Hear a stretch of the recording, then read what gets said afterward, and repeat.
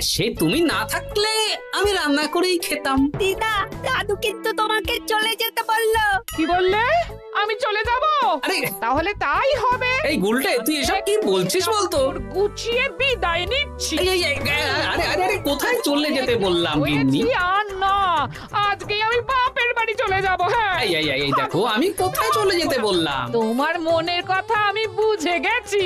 এই দেখো, থাকবো না এই পোড়ার মুখ সংসারে। যা। লক্ষ্মী সোনা রাগ করেছে। হাওয়া গরম আছে, চল এখান থেকে বেগুনি নিয়ে এখন কেটে পড়ি।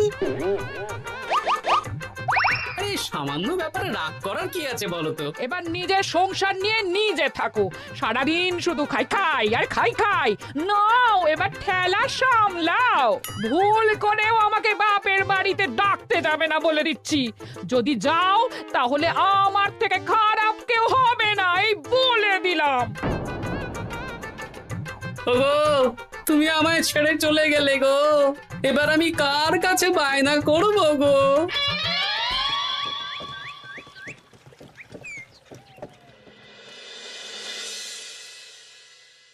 কিরে, তুই একা একা?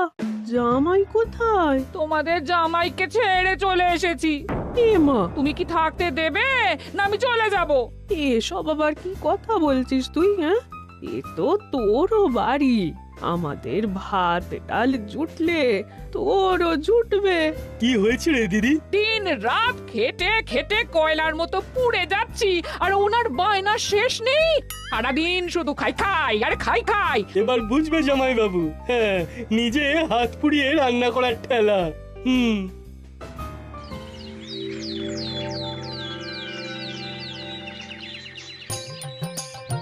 গোপাল দাদা, ও গোপাল দাদা, ও গোপাল দাদা, গোপাল দাদা, এ দরজা খোলো, মহারাজ ডাকছেন। এই রে, অনেক বেলা হয়ে গেল।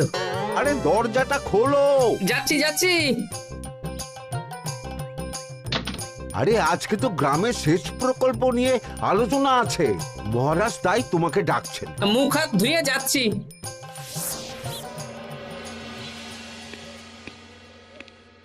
দেখুন মহারাজ, দেখুন এত বেলায় গোপাল এলো, তাও নিজে আসেনি, ডেকে নিয়ে আসতে হলো। সত্যি গোপাল, আজকে এত জরুরি একটা আলোচনা সভা, কোথায় তুমি তাড়াতাড়ি আসবে? তা না করে গোপাল বাড়াবাড়ি করে ফেললো। গোপাল, এই আমি শেষবারের মতন বলে দিচ্ছি, ফের যদি এরকম রাজসভায় দেরি করে আসতে দেখি তাহলে কিন্তু কড়া ব্যবস্থা নেব। আসলে মহারাজ, আমার গিন্নি গতকাল রাগ করে বাপের বাড়ি চলে গেছে, তাই।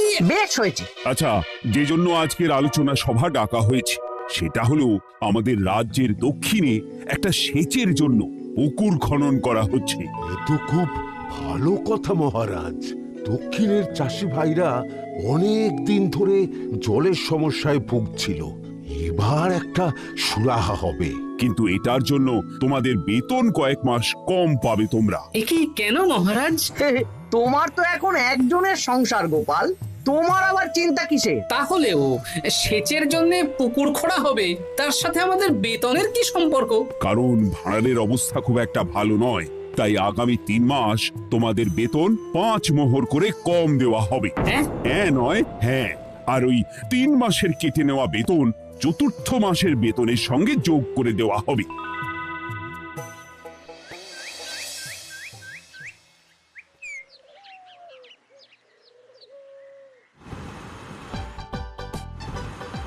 কি দাদু, এ তোমার চোখ মুখের কি অবস্থা? কালি ঝুলি মেখে ভূত। কি আর করবো বল, এসব কি আমার কাজ রে? কালকে ভূতের গল্প শোনাচ্ছিলে, আজকে নিজেই ভূত সেজে বসে আছো।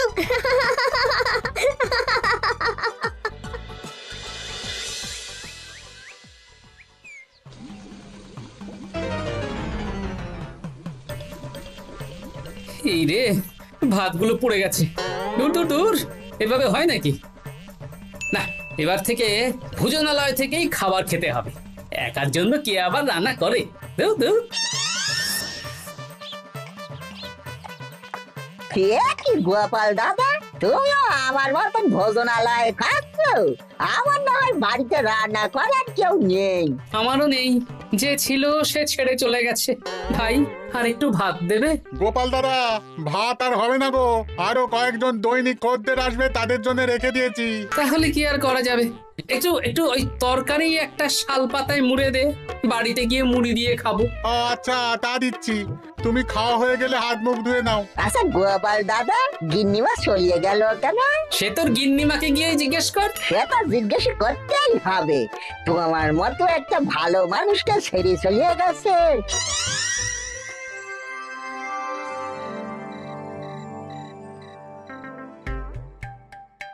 এসো এসো। এই নাও ধরো, পুঁটির মা তোমার জন্য কটা রুটি আর তরকারি পাঠালো।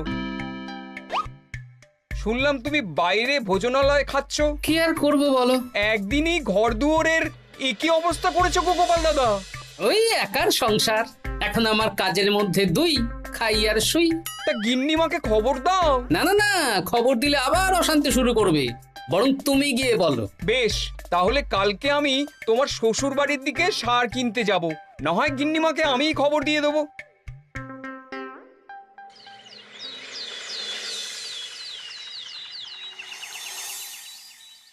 বাড়ি ঘর গোছালো, তাতে আমি কি করতে পারি? এখন আমি আর ওই বাড়িতে থাকি না। হ্যাঁ, শুধু তাই না, গোপাল দাদা বাইরে ভোজনালয়ে তেল মশলা দেওয়া উল্টো পাল্টা খাবার খাচ্ছে গো। থাক, আমাকে এসব কথা শোনাতে আসবে না পুটির বাবা। আমার খাটতে খাটতে জীবনটা কয়লা হয়ে গেছে, কয়লা। ওনার বায়নার শেষ নেই। হ্যাঁ, বুঝলে গোপাল দাদা, আমি গিন্নিমাকে অনেক করে বোঝালাম, কিন্তু কিছুতেই কোনো কথা শুনলো না। বেশ, শুনতে হবে না। এরকম বললে হয় নাকি? চারিদিকে ঘর দুয়ার অগোছালো, খাবারের থালা বাসন এদিক ওদিক ছড়িয়ে ছিটিয়ে আছে। ওরে বাবারে, ইঁদুরেও আস্তানা করেছে। যা হচ্ছে হোক।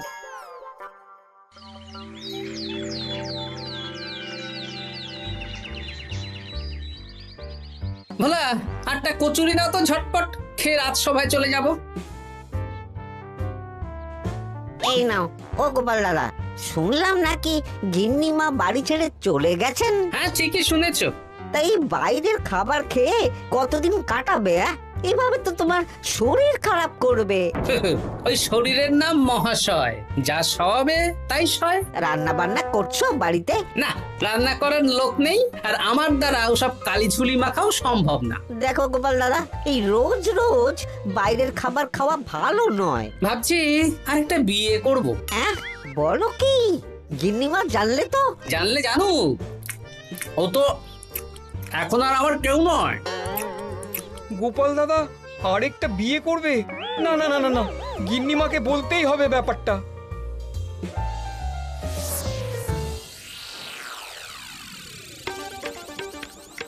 গিন্নিমা, তুমি আবার এসেছো পুটির বাবা। সর্বনাশ হয়ে গেছে। আবার কি সর্বনাশ? হ্যাঁ, বাড়ির চারিদিকে অগোছালো, ইঁদুর মশা মাছি ঘুরে বেড়াচ্ছে। আমি আর ওই বাড়িতে যাব না। গোপাল দাদাও সেই ব্যবস্থাই পাকাপাকি করতে চলেছে, আরেকটা বিয়ে করবে। কি বললে? জল জ্যান্ত বউ থাকতে আরেকটা বিয়ে? হ্যাঁ, আমি আজকেই যাব। ওর একদিন কি আমার একদিন? হ্যাঁ, আমি আজকেই যাব। এই দিদি, এক মুহূর্তে এরকম বদলে গেলি কেন? আবার আবার তো জামাইবাবু তোকে কাটাবে। তা বলে তোর জামাই বাবুটাই অন্য কারোর হয়ে যাবে? হ্যাঁ, আমি বেঁচে থাকতে আমি হতে দেব না। তাহলে দিদি, আমিও যাব। ওই জামাইবাবু অতিরিক্ত খায়, জামাইবাবুর খাওয়া বন্ধ করতে হবে, বুঝলি? ঠিক আছে, চল তাহলে, চল। ঠিক আছে, চলুন তাহলে। হ্যাঁ হ্যাঁ, তাই চলো। বুঝলি দিদি, আমার মাথায় একটা মতলব এসেছে। কি মতলব শুনি?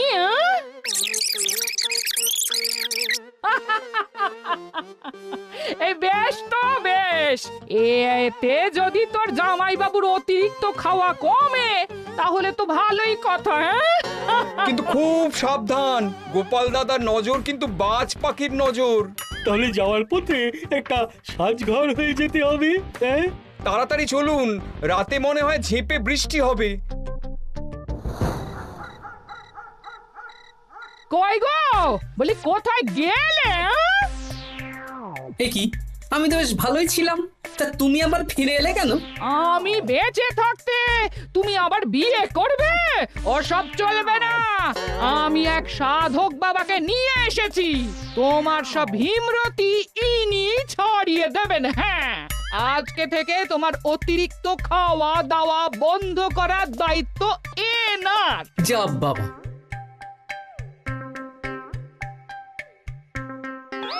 কি করেছো গো? হ্যাঁ, ঘর দুয়ার তো পুরো শ্মশান হয়ে গেছে গো।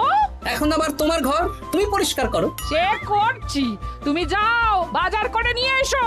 ভোলার দোকান থেকে বেশি করে ছানা আনবে, আর রাতে ছানার বড়া করে তরকারি বানাবো। হ্যাঁ, আহা, কতদিন খাইনি, এক্ষুনি যাচ্ছি। তাড়াতাড়ি যাও, তাড়াতাড়ি যাও। মেঘ ডাকছে, রাতে বৃষ্টি হবে। আমি এই ঘর গুছিয়ে রান্না বসাচ্ছি গো। বলো কি গোপাল দাদা, গিন্নিমা ফিরে এসেছেন? হ্যাঁ, সকালে তোমার দোকানে বলেছিলাম না বিয়ে করব, সেটা নিশ্চয়ই কেউ শুনে গিন্নির কানে দিয়েছে। ব্যাস, ঘরের বউ ঘরে চলে এলো।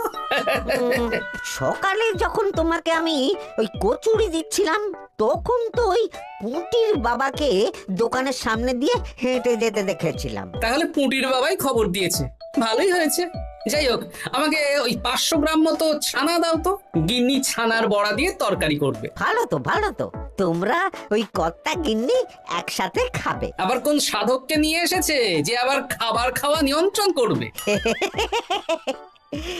দেখো কি করে তোমাকে সামলায়। এই নাও।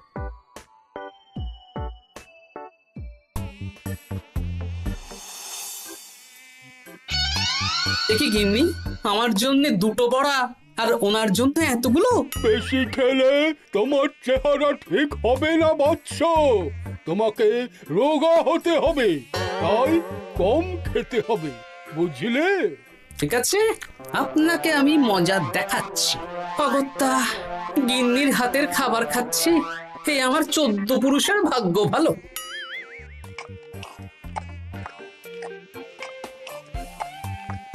বাবা, আপনাকে আরেকটু তরকারি দিই বাবা? দে মা, দে। আমাকে দাও। একদম না, বলেছি না তোকে রোগা হতে হবে। হ্যাঁ, কি মশা রে তোদের বাড়িতে।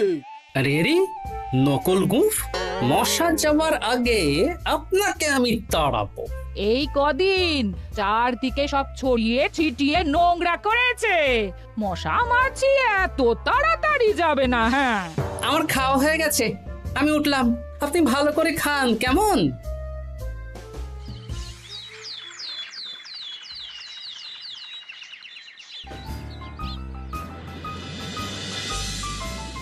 বিজ্ঞানী। আরে গোপাল যে, কি ব্যাপার? একটা সাহায্য চাই বিজ্ঞানী। বলো বলো, আমি কি করতে পারি? কয়েক টুকরো বরফ বানিয়ে দিতে পারবে? তা পারবো, কিন্তু এখন হবে না। তুমি বরং সন্ধেবেলার পর নিয়ে যেও, কেমন? খুব উপকার করলে বিজ্ঞানী। আমি ওটা বিশেষ মোড়কে তোমায় দেব, যাতে গলে না যায়। ধন্যবাদ বিজ্ঞানী, এখন তাহলে আসি।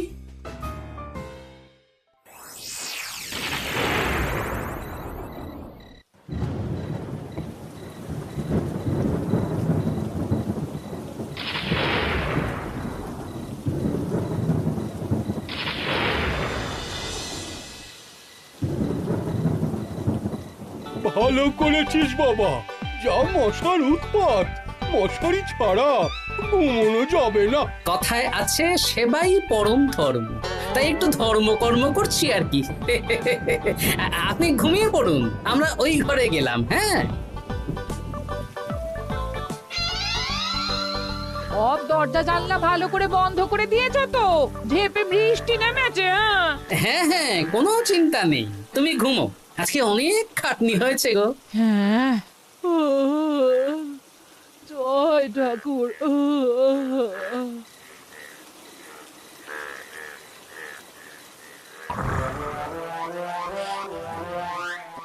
এই তো গিন্নিও ঘুমিয়েছে, এবার আসল কাজ শুরু হবে।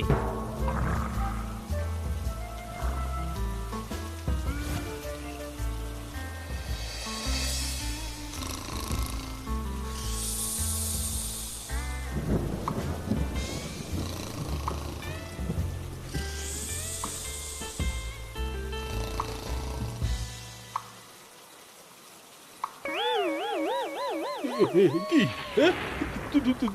জল পড়ছে কেন? চাল ফুটো হয়ে গেল নাকি?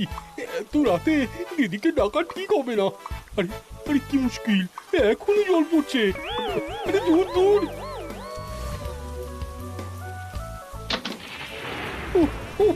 বাপরে বাপ।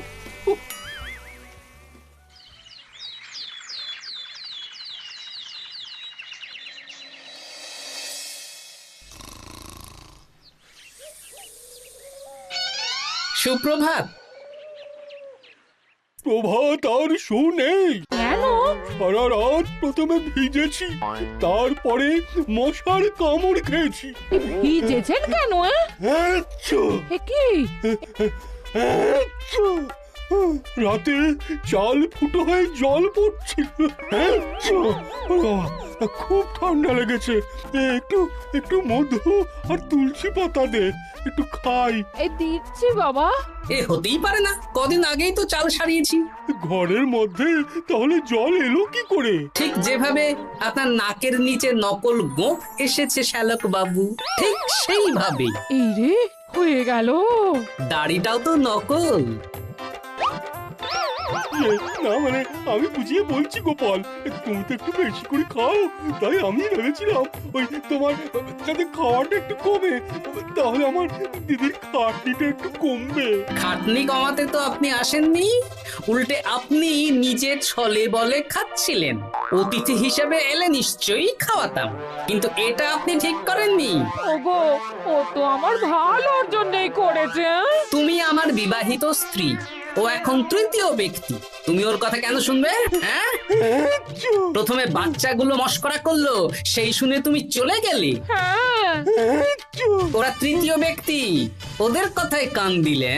তারপর পুঁটির বাবার কথা শুনে বিশ্বাস করলে আমি সত্যিই বিয়ে করছি। হ্যাঁ, সেই জন্যই তো চলে এলাম। হ্যাঁ, এখানে পুঁটির বাবাও তৃতীয় ব্যক্তি, আর তারপর শ্যালক বাবুর কথায় আমাকে কম খেতে দিচ্ছ, আর উনিও তৃতীয় ব্যক্তি। না মানে? হ্যাঁ মানে, না মানে কিছু না। যখনই সংসারে স্বামী স্ত্রীর মাঝে তৃতীয় ব্যক্তি প্রবেশ করবে, তখনই অশান্তি হবে। নিজেদের সমস্যা আমরা নিজেরাই ঠিক করে নেব। আচ্ছা গো, আচ্ছা ঠিক আছে, আর কোনো বাইরের লোকের কথা শুনবো না। এবার বলো তো, ছাদ থেকে জল পড়ার ব্যাপারটা কি? ওটা তো কাল রাতে মশারির উপরে বরফ রেখেছিলাম, আর সারা রাত ধরে বরফের জল শ্যালক বাবুর গায়ে পড়েছে। ছাদ ঠিকই আছে গিন্নি। হ্যাঁ নয় হ্যাঁ, কাল যখন খাবার খাওয়ার সময় দেখলাম আপনার গোঁফ খুলে যাচ্ছিল, আপনি ঠিক করলেন, তখনই একটা সন্দেহ হয়। গোপাল, আমি আর তোমাদের কর্তা গিন্নির মাঝে থাকবো না। আমি পালাই, আমি পালাই।